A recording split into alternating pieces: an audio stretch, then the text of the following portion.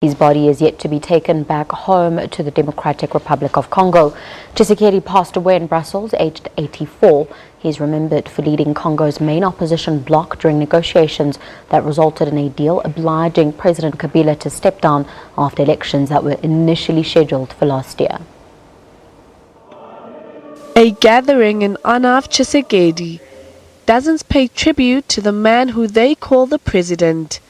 But the delay in repatriating his body is taking its toll on mourners.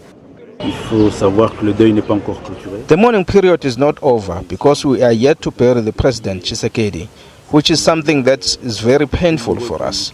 We wish to have marked this day differently, with a big political commemoration and political marches. But the fact that up until now we have not buried the President, this has affected a lot of things. Truth be told, this is really painful because this country belongs to all of us, including President Tshisekedi. Just like any other Congolese, he's not a foreigner.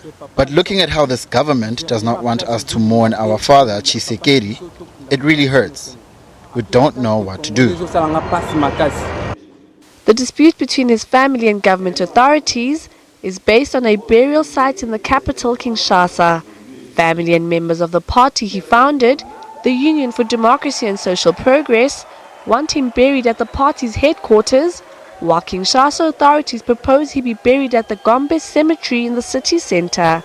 Meanwhile, the Electoral Commission finished registering 46 million voters on Wednesday for elections now scheduled at the end of December.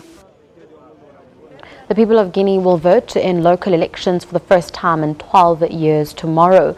They have suffered a series of delays due to protests and political unrest in the country. The polls should have been held in February last year as agreed in a deal signed by President Alpha Conde, opposition parties and civil society in October 2016. The delay saw critics of Conde take to the streets of the capital Conakry as political tensions escalated. Ahead of Sunday's poll, parties have been out trying to woo voters in Guinea's 342 districts, but some candidates say enthusiasm has been muted and many people have not yet collected voters' cards. Although there is not a lot of enthusiasm around the collection of voters' cards, it shows that the citizens are disappointed with their leaders and shows the lack of interest among Guineans in this local election. But we are in the process of raising awareness with other parties and civil society.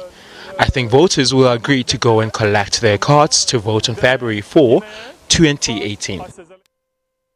Election win in 2010 ended 2 years of violent military rule, but his opponents say he has cracked down on dissent. Some protests have been banned and fear he might try to change the constitution to seek a third term in 2020. Many Guineans are also angry that they have not benefited from the country's mineral wealth, with constant power cuts, few jobs and low public sector salaries being top complaints. A smooth election is seen as vital to boosting investment by easing the threat of political instability. Analysts remain skeptical that the election process will go smoothly.